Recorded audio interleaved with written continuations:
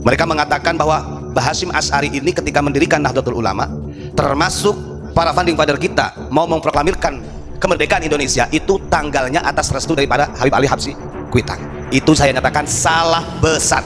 Ketika di Indonesia ada yang mengagungkan Habib Kuitang, yang katanya dia ini adalah orang pertama yang mendirikan taklim, metode pengajaran di Indonesia, itu bohong. Karena Habib Ali Al-Habsyi Kuitang ini muridnya Utsman bin Yahya yang diangkat oleh kolonial Belanda di zaman pemerintahan Hindia Belanda menjadi mufti Batavia pada waktu itu. Logikanya, kalau mereka itu benar-benar ingin memakmurkan bangsa Indonesia, kenapa yang diangkat imigran sebagai mufti Batavia? Kenapa bukan ulama-ulama kita? Padahal ulama Syekh Junaid masih ada di situ pada waktu itu. Sekarang kalau memang yang menentukan tanggal kemerdekaan itu adalah Habib Ali Al-Habsyi dari Kuitang, itu kan, ini sudah tidak sinkron dari tanggalnya, kapannya, dengan apa yang disampaikan dalam sejarah Babad Ulama Banten. Orang yang pertama kali didatangi oleh Bung Karno untuk mengusir penjajah itu adalah Abu Yamamah Armin, itu dalam catatan sejarah Banten. Dengan bangganya mereka dari klan Ba'alawi mengatakan Hadratus Syekh Hasyim Asy'ari tidak berani mendirikan NU kalau tidak ada izin dari 4 habaib. Dusta itu. Di antaranya ini yang mereka gemar-gemborkan adalah Habib Ali Al-Habsyi Kuitang. Ngapunten, Anda kalau baca di dalam sejarah NU yang benar, yang tidak dirubah, Habib Ali Kuitang dia mendeklarasikan diri sebagai warga Nahdliyin tahun berapa? 1933. Setelah muktamar di Bandung yang ke-13 kalau nggak salah. Kenapa alasannya? Karena sebelum wafatnya Utsman bin Yahya memberikan amanah kepada Habib Ali Al-Habsyi Kuitang begini, kamu jangan sekali-kali ikut organisasi yang ada di pribumi ini, karena mereka sudah punya tujuan mau mendirikan Nahdlatul Alawiyah. Saya tanya, yang kau banggakan sebagai Habib Kuitang pernahkah menjadi imam Masjidil Haram? Orang pertama kali yang menjadi imam Masjidil Haram adalah Syekh Junaid Batawi, yang kemudian dilangsungkan estafetnya oleh Syekh Nawawi Bantani, dan kemudian dilanjutkan oleh Syekh Khotib Minangkabau.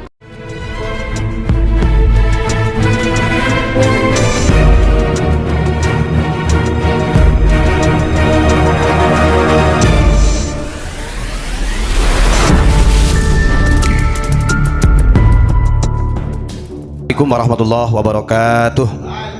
Salam Pancasila. Untuk malam ini, karena saya dibangunkan oleh tiker tadi mengenai tentang Habib Ali Al-Habsyi Kuitang, ini saya bongkar sejarahnya ya, karena Anda membaca di website ini beberapa kitab dan buku. Ini buku yang menjelaskan tentang sejarah awal mula kitab kuning di pesantren Indonesia dan Thorikoh menyebar di Indonesia. Ini baru limited edition, Pak, karena orang-orang tidak paham. Satu yang kita tolak ketika ada di website, saya paham itu dari siber-siber mereka. Mereka mengatakan bahwa Mbah Hasyim Asy'ari ini ketika mendirikan Nahdlatul Ulama, termasuk para founding father kita mau memproklamirkan kemerdekaan Indonesia, itu tanggalnya atas restu daripada Habib Ali Habsyi Kuitang. Itu saya nyatakan salah besar. Satu, karena Anda harus paham sejarah-sejarah yang di Indonesia ini sudah berubah drastis melalui senop tadi itu. Ini ada beberapa keterangan ya mengenai tentang zaman orientalis ke Indonesia. Satu itu. Yang kedua, ketika di Indonesia ada yang mengagungkan Habib Kuitang, yang katanya dia ini adalah orang pertama yang mendirikan taklim, metode pengajaran di Indonesia, itu bohong. Kok bisa? Loh, Anda ini orang Indonesia, tiga ini orang Indonesia, Pak. Kalau begitu kemana perjuangannya Syekh Junaid Batawi? Syekh Junaid Batawi ini lebih duluan daripada dia. Yo, kan ini sampai beliau melahirkan murid-murid hebat seperti Syekh Nawawi. Nah, Syekh Junaid Al-Batawi ini justru orang yang ada di Batavia, walaupun tidak dihiraukan oleh pemerintah kolonial Belanda. Kan begitu. Yang kedua itu, berarti kalau Anda hanya membanggakan Habib Ali Al-Habsyi Kuitang, Anda telah khianat dengan ulama kita sendiri. Jauh, secara karamah jauh. Nah, ini kan orang membaca di website, Bapak, yang seakan-akan yang berhasil mengislamkan Batavia, membuat metode pengajaran taklim ini adalah hasil dari Habib Ali Al-Habsyi Kuitang. Salah itu. Jauh-jauh hari sebelum mereka ada di Indonesia, Syekh Junaid itu sudah menjadi ulama besar. Syekh Junaid Batawi ini hampir dilupakan loh di tanahnya, di Batavia. Kalau sekarang Jakarta, orang sibuk-sibuk jarah kok makomnya ke Kuitang. Loh, ulama kita yang sebenarnya yang berjuang dilupakan. Dua poinnya.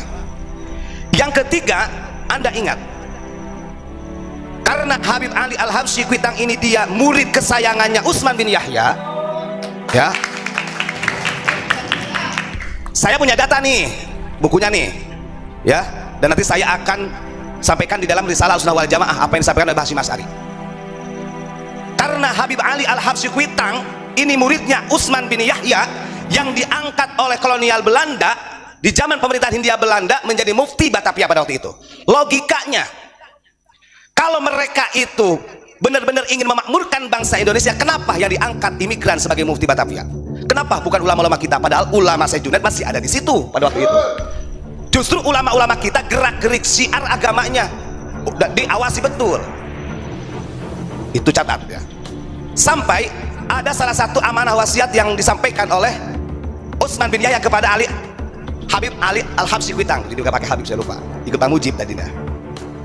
Ini fakta. Makanya kalau baca sejarah jangan di website. Di website itu banyak siber-siber dari mereka. Kadang-kadang website dari NU saja keliru kok. Kan begitu. Sekarang kalau memang yang menentukan tanggal kemerdekaan itu adalah Habib Ali Al-Habsyi dari Kuitang, gitu kan? Ini sudah tidak sinkron dari tanggalnya, kapannya dengan apa yang disampaikan dalam sejarah Babat Ulama Banten. Orang yang pertama kali didatangi oleh Bung Karno untuk mengusir penjajah itu adalah Abu Yamamah Armin. Itu dalam catatan sejarah Banten. Gitu ya. Terus itu sejarah yang sangat keliru dan itu memang sengaja karena Senok, Pak, yang merubahnya Senok, yang mengajukan ke pemerintah Hindia Belanda juga supaya mufti Batavia itu Utsman bin Yahya, ya Senok yang mengajukan. Coba Anda bayangkan. Yang ketiga yang ingin sampaikan berkaitan dengan Ahlussunnah wal Jamaah atau organisasi NU. Dengan bangganya mereka dari klan Ba'alawi mengatakan Hadratus Syekh Hasyim Asy'ari tidak berani mendirikan NU kalau tidak ada izin dari 4 habaib. Dusta itu. Di antaranya ini yang mereka gembar-gemborkan adalah Habib Ali Al-Habsyi Kuitang.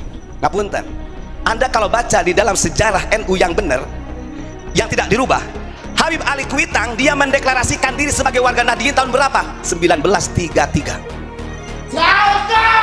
Setelah muktamar di Bandung yang ke-13 kalau nggak salah. Ternyata pada waktu itu Kiai Haji Wahab Hasbullah sama Bisri Samsuri, Pak, dari Jombang kan mengutus salah satu murid untuk mendatangi Habib Ali Kuitang. Ini alasan kenapa NU didirikan di Surabaya, kok nggak di Batavia? Sementara di zaman pemerintahan kolonial Belanda sudah ada mufti. Mufti ini kan orang ahli fatwa. Kenapa ulama-ulama kita memilih Surabaya di Kertopaten, di rumahnya Kiai Haji Wahab Hasbullah? Karena ulama-ulama kita tahu Batavia adalah pusat pemerintahan kolonial Belanda beserta antek-anteknya. NU akan sulit berkembang. Sampai terjadi NU setelah didirikan 1926 di Surabaya, dari sekian banyak daerah wilayah yang ada di Nusantara, yang tidak berkembang itu di Batavia tentang NU. Kenapa alasannya? Karena sebelum wafatnya Utsman bin Yahya memberikan amanah kepada Habib Ali Al-Habsyi Kuitang begini, kamu jangan sekali-kali ikut organisasi yang ada di pribumi ini, karena mereka sudah punya tujuan mau mendirikan Nahdlatul Alawiyah. Tapi ulama kita ya hebat, gak kalah siasatnya.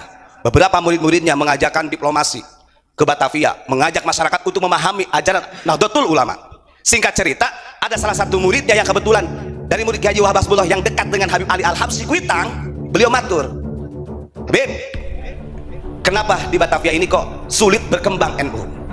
Sementara di daerah-daerah lain itu sudah terbentuk, artinya sudah terorganisir lah. Sekarang jenengan setiap ditanya oleh kiai-kiai NU, jenengan mendukung tentang adanya Nahdlatul Ulama didirikan. Tapi jenengan sendiri abu-abu dalam hal memihak ke NU ataupun bukan. Ke Muhammadiyah tidak, ke NU juga tidak, karena dia takut dengan fatwanya Utsman bin Yahya pada waktu itu. Ini perlu serius ini ya, saya jelasin perlahan nih. Setelah itu diundanglah oleh ulama-ulama NU supaya Habib Ali Al-Habsyi Kuitang bisa hadir di muktamar yang ke-13 kalau nggak salah di Bandung. Gitu, Pak.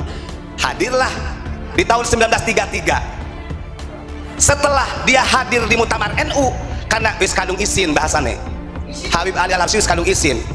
Akhirnya di hadapan Kiai Haji Wahab Hasbullah, di hadapan kiai-kiai NU muassis NU pada tahun 1933, Habib Ali Al-Habsyi Kuitang mengatakan dirinya adalah warga NU.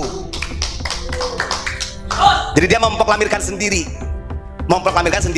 sendiri. Ingat tuh sejarah yang nyata. Kita punya sejarah ini yang banyak yang tidak dimiliki oleh orang lain. Kalau Anda bangga monggo, tapi awas, kalau Anda hanya membanggakan mereka saja, melupakan Sayyid Junaid Batawi, berarti Anda bohong. Itu namanya asobiyah. Kalau bagi kami lebih bangga kepada Sayyid Junaid Batawi daripada kepada Habib Ali Al-Habsyi Kuitang. Yang sebenarnya perjuangannya nggak ada apa-apanya. Saya tanya, yang kau banggakan sebagai Habib Kuitang pernahkah menjadi imam Masjidil Haram? Orang pertama kali yang menjadi imam Masjidil Haram adalah Sayyid Junaid Batawi, yang kemudian dilangsungkan estafetnya oleh Syekh Nawawi Bantani, dan kemudian dilanjutkan oleh Syekh Khotib Minangkabau, ulama kita.